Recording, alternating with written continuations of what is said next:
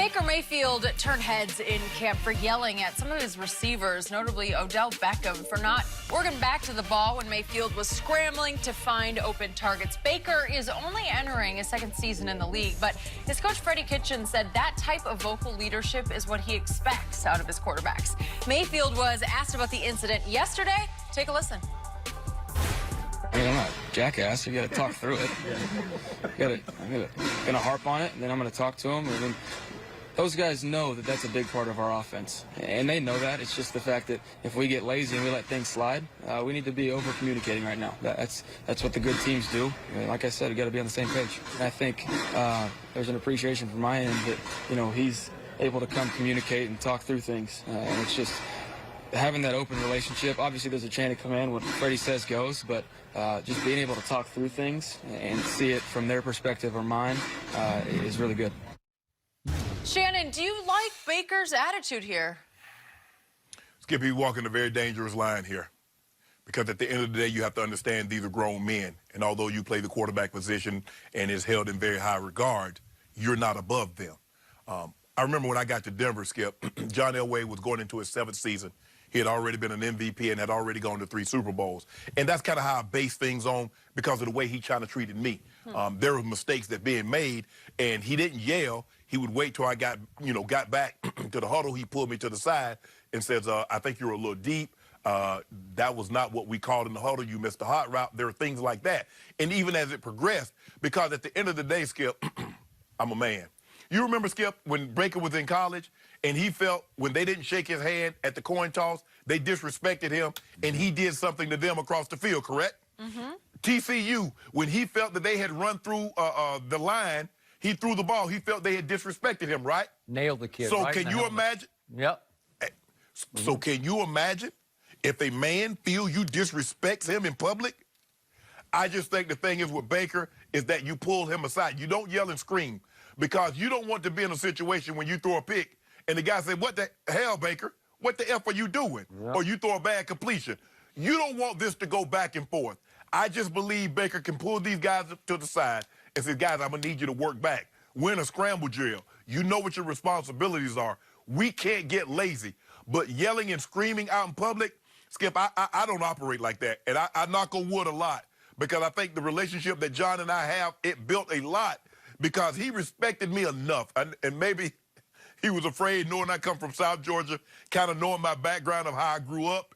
And maybe he's like, you know what, I'll pick and choose battles about that I want to fight. But I'm a firm believer. I believe that there's a way that you can handle everything. And I don't believe yelling and screaming and cursing is the best way to handle that, even when you're dealing with macho, machismo football players. Yep. So I do appreciate your consistency, because you were all over Ben Roethlisberger, who, by the way, has won 2 Super Bowls, played in 3, but you were all over him yesterday for his treatment of Antonio Brown, especially a year ago, calling him out on his public radio show, obviously, and privately and on the field, and just going after him and obviously after James Washington publicly. And you said that's just out of bounds for Ben Roethlisberger and that he's not a leader, right? And I even remember I got on Aaron Rodgers when he thought the guy ran the wrong route, and he's doing all that. Because I got on him first, but that's okay. Now back to my guy, Baker, who used to be suddenly, for a while he was your guy, Baker, but now you got 1 foot off the bandwagon. No. This has always been Baker. Jenny covered Baker at the University of Oklahoma. This is his makeup. This is how he was made to play quarterback and to lead a football team. He's just going to let you know exactly what he thinks at any given moment. Unvarnished, man. It's going to be unedited. He's just going to let it fly. So remember, yesterday, in front of the media lining the sidelines, he is screaming curse words at Odell Beckham Jr. and Jarvis Landry, who both are far more decorated in this league than Baker has been decorated, right? Jarvis led the league in catches at Miami. Odell has the greatest catch in the history of the NFL. But the point is that he did not hesitate to go after both of them. in a 7-on-7 in which he scrambled to buy time, and he needed them to break their routes and come back to me, you know, reroute, try to come back and get open back toward me, and they continued to run their routes, and he got, quote unquote, sacked, right? So he let them have it, and then he didn't back off in front of the media and said, well, I'm not a jackass, but he can be a little bit of a jackass on the football field. Yeah. And yet I'm okay with it because of this. Baker has established a rapport with Odell and Jarvis off the field that I don't believe Ben even came close to establishing with AB or certainly rookie James Washington or any of those. You know, Ben can be a little aloof, a little standoffish, a little above it all, a little unapproachable, a little bit hard to get to know in the locker room setting. Baker, the flip side. Baker has partied with Odell. Baker has hung out with Jarvis. Both are quick to say, Baker can really dance. And for those two to say he can dance, that's pretty big, right? That's really, that makes you a made man with them in the party area, right? The party scene, yes. Okay, so they have some element of rapport and respect for Baker that maybe they wouldn't have had if Ben were their quarterback, even though they respect, everybody respects Ben's ability and what he's achieved in this league. But maybe Baker can get away with this a little bit more, especially with Odell. I think Jarvis is more of a team guy, and he'll just say, okay, that's just the way it is. Although Jarvis can be very sensitive to the point of being oversensitive, but I don't think they're going to take this personally. I don't think that, like you said, it's like challenging your manhood. I don't think they went home last night thinking, kid's not going to challenge my man. He's not going to show me up that way in front of the media. Skip, it was funny because things that would happen, if John got upset at someone, it was normally me that was doing the yelling that was like, what the F are we doing? We understand that we see the guy scrambling. What's your rule? Okay, you closer to him, you come downhill. The other guy, you level off. The other guy, you go deep. What are we doing? He didn't have to because that was my job. I wanted him always to be, man, John, cool, you're this fan. But I was going to jump you because I think guys will respond easier. You know what, for me, it was easier for me to respond a guy in my group or a guy in my level talking because I automatically assume, oh, you feel because you're the quarterback or you feel because you're above me, you can talk down to me. So now, Skip, I got to buck. I got to buck up and put my chest out to let you know, hold on, bruh, I got kids too. Don't think just because you're the quarterback that you can you make more money than me because you're not above me. You're on the 53 just like I am. And so if things went wrong with the team, you know, it was me, I would do the one because that way John stayed good. John was good with everybody. But if there was a problem, we got it addressed. And I appreciate the way he handled that. And that's, you know, and there are guys that made mistakes. Skip, everybody's not perfect. Everybody learns at different levels, and it takes guys a little.